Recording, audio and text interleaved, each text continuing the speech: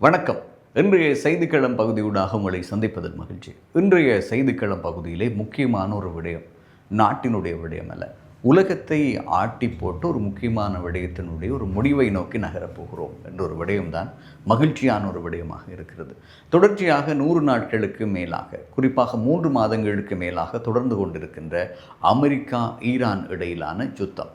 இந்த யுத்தத்தினால் ஏற்படுத்துகின்ற விளைவுகள், உலகளாவிய ரீதியில் ஏற்படுத்த போகின்ற நெருக்கடிகள், ஏற்படுத்தி கொண்டிருக்கின்ற நெருக்கடிகள், இந்த நெருக்கடிகளுக்கெல்லாம் ஒரு தீர்வை இப்போது கண்டிருக்கிறார்கள். இல்லாவிட்டால் ஜூன் மாதம் 19ஆம் தேதி அதற்கான ஒரு தீர்வு கைச்சாத்திடப்பட இருக்கிறது.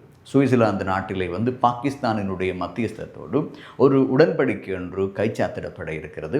அமெரிக்கா ஈரான் இடையிலான யுத்தத்தை இடைநிறுத்துவதற்கானது.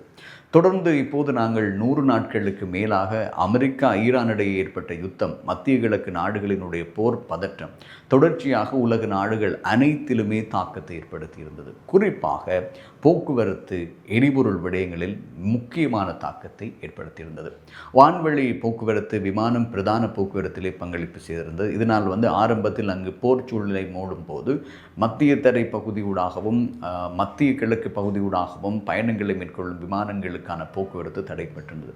அதன் பின்பு படிப்படியாக கோர்மோஸ் நீரிணை மீது ஏற்படுத்தப்பட்ட அரசியல் தாக்கம், அரசியல் நெருக்கடி, அமெரிக்கா அங்கு கப்பல்களை நிறுத்தி அங்கிருந்து கப்பல்களை செல்ல விடாமல் ஹோர்மோஸ் நீரிணை கால்வாயை மூடிய விடயம் பொருளாதார ரீதியிலும் அனைத்து நாடுகளுக்கும் ஒரு நெருக்கடி ஏற்படுத்துது. ஏன் இந்த ஹோர்மோஸ் நீரிணையை மூடும்போது பொருளாதார ரீதியில் ஒரு தாக்கத்தை ஏற்படுத்துகிறதுன்னு சொன்னார்.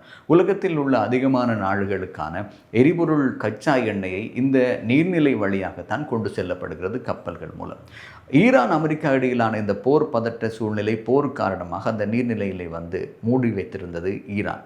தொடர்ச்சியாக எதிர்வருகின்ற நாட்களிலே இந்த ஒப்பந்தம் கைச்சாத்திடப்படும் போது அந்த நீர்நிலையினுடைய போக்குவரத்தை இலகுபடுத்தவும் தடைகளை தகர்த்தவும் ஈரான் அமெரிக்கா ஒப்பந்தம் உதவி செய்ய போகிறது. இதனால் எதிர்வருகின்ற நாட்களிலே கச்சா எண்ணெயினுடைய விலை குறைவடைய போகிறது.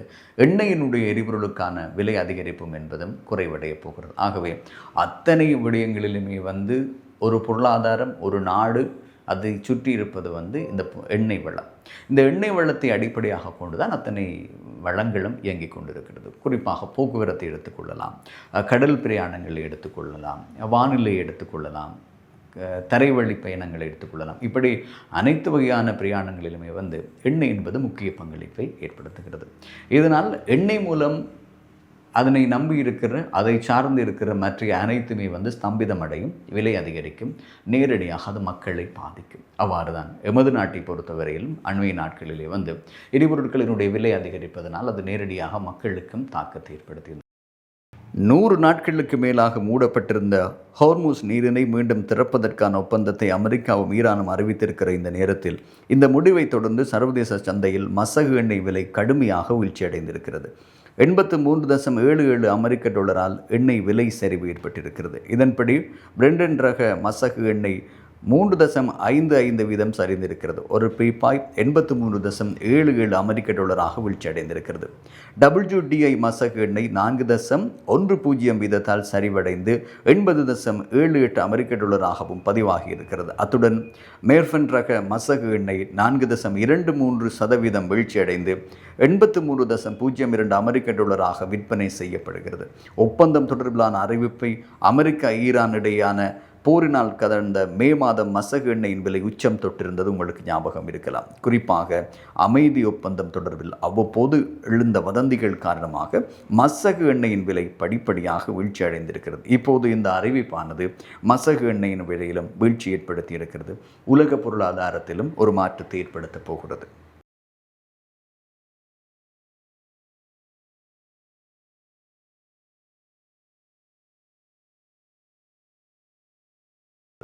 இந்த மகிழ்ச்சியான செய்தி என்பது குறிப்பாக ஈரான் அமெரிக்கா இடையான இந்த போர் நிறுத்த ஒப்பந்தம் என்பது அமெரிக்க ஜனாதிபதியும் இதற்காக இணக்கத்தை தெரிவித்திருக்கிறார், ஈரானும் இதற்காக இணக்கத்தை தெரிவித்திருக்கிறார். ஈரான் இராணுவத்தினுடைய வெற்றி இதற்கு முக்கிய காரணம் என்று ஈரான் இராணுவ தளபதி குறிப்பிட்டிருக்கிறார்.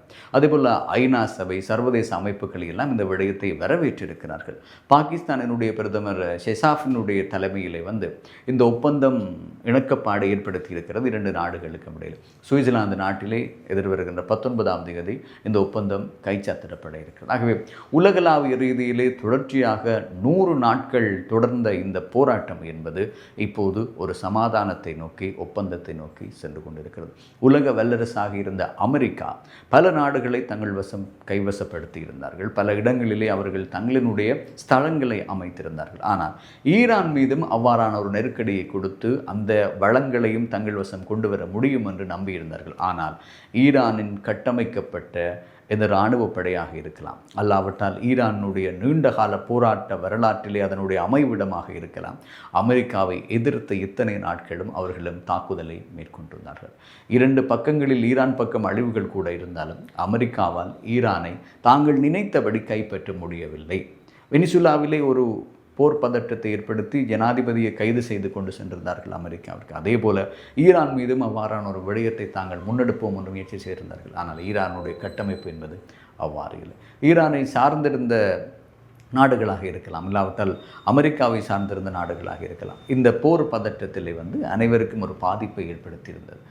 ஆனாலும் கூட ஈரான் தங்களுடைய வல்லமையை தொடர்ந்து நிரூபித்து கொண்டிருந்தார்கள். அதனுடைய விளைவாகத்தான் இன்று இரண்டு நாடுகளுமே சமாதான ஒப்பந்தத்தை நோக்கி நகர்ந்திருக்கிறார்கள். இது உலக மக்களுக்கு ஒரு மகிழ்ச்சியான செய்தியாக பார்க்கப்படுகிறது. இன்றைய செய்திக்களம் பகுதியில் மிக முக்கியமான விடயமாக நாங்கள் அவதானித்து சொல்லக்கூடியதாக இருக்கின்ற விடயம் அமெரிக்கா ஈரான் இடையிலான போர் பதற்றம் என்ற சொல் இனிவரும் நாட்களில் இல்லாமல் போகிறது. இந்த நாட்களுக்கான காத்திருப்பு என்பது உலக மக்கள் அனைவருக்கும் மகிழ்ச்சியான விடயமாக இருக்கிறது. இனி என்ன, எரிபொருளினுடைய விலை குறைவடையும், பொருளாதாரத்திலும் நெருக்கடி குறைவடைய போகிறது, மக்கள் சந்தோஷமாக மகிழ்ச்சியாக இருப்பார்கள். உலக நாடுகள், உலக தலைவர்கள் இதற்கு வாழ்த்துக்களை தெரிவித்துக் கொள்கிறார்கள். எது எப்படியோ 19ஆம் தேதி இந்த ஒப்பந்தம் கைச்சாத்திடப்பட வேண்டும். அப்படியானால் தான் இந்த மகிழ்ச்சியும் இந்த மகிழ்ச்சியான செய்தியும் நீடிக்கும்.